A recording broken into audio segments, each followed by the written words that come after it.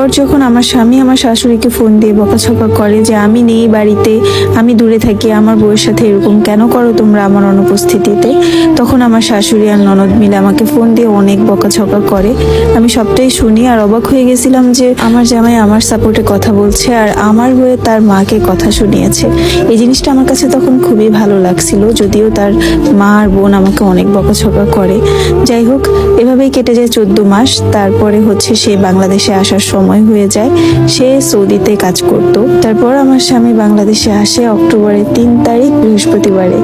উনি আসার পরে ওনার মা বোন অনেক ঝামেলা করছে, বলছে যেন আমাকে না নেয়, আমাকে যেন একবারে দিয়ে দেয়, কিন্তু ওনাদের কারো কথাই আমার স্বামী শুনেনি।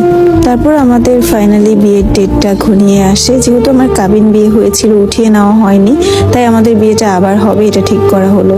আর যেহেতু আমার বাবার কোনো ভাই নেই, মানে আমার কোনো কাকা নেই, আমার বাবা একটাই ছেলে, তো আমার সম্পূর্ণ দায়িত্ব ছিল আমার মামাদের উপর, তাই আমার বিয়েটা নানু বাড়ি থেকেই হবে ঠিক হলো। তারপর আমার বিয়ে হয় অক্টোবরের 7 তারিখ। বিয়ের দিনও অনেক ঝামেলা হয়, যেমন আমার জন্য আমার স্বামীর 2 ভরি স্বর্ণ আনার কথা ছিল, কিন্তু সেটা আনেনি। এটা নিয়ে দুই পরিবারের মধ্যে একটু কথা কাটাকাটি হয়। আর আমার শাশুড়িও চাচ্ছিল না যে আমাকে কোনো রকমের কোনো স্বর্ণ দেওয়া হোক, কিন্তু আমার স্বামী যেহেতু স্বর্ণ ছাড়া বিয়ে করছিল, কাবিন করছিল, তাই সে আসার সময় আমার জন্য 8 আনা দিয়ে একটা চেন নিয়ে আসছিল। স্বর্ণ না আনার রিজন ছিল ওনার মা ওনাকে ফোন দিয়ে মানা করে দিছিল কোনো রকমের কোনো স্বর্ণ যেন না আনে।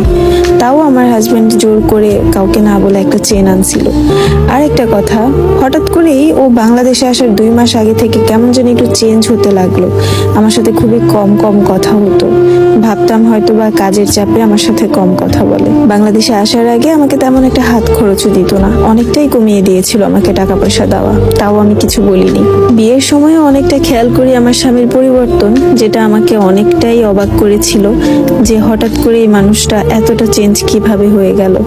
আর বিয়ের সময় আমার মামাদের সাথেও একটু ঝামেলা হয়, যেমন আমার মামারা বলেছিল যে স্বর্ণ না আনলে বিয়ে দিবে না, কারণ ওনারা কথা দিয়েছিল যে বউকে এতটা স্বর্ণ দিয়ে দিবে, কিন্তু উনি যেহেতু আনেনি সেটা নিয়ে একটু আমার মামারা রাগ করছিল। তখন উনি বলছে যে 2 মাসের মধ্যে আমার বাকি স্বর্ণটুকু সে পরিশোধ করে দিবে। তারপর আমাদের বিয়েটা হয় মোটামুটি ভালোভাবেই, কোনো রকমের কোনো ঝামেলা আর তারপরে হয় নাই। তারপর আমি ওনাদের বাড়িতে যাই। ওনাদের বাড়িতে যেয়ে আমি যেটা বুঝতে পারলাম, শাশুড়ি যে এতটা খারাপ হতে পারে এটা আমার শাশুড়িকে না দেখলে আমি বুঝতেই পারতাম না। ওনাকে দেখলেই বোঝা যায় যে শাশুড়ি কতটা খারাপ হতে পারে।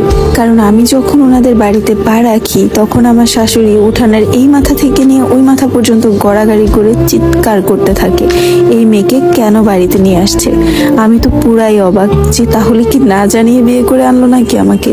তার উপর আবার আমার মাকে তুলে যা তা মুখে গালাগালি করতেছে আমাকে।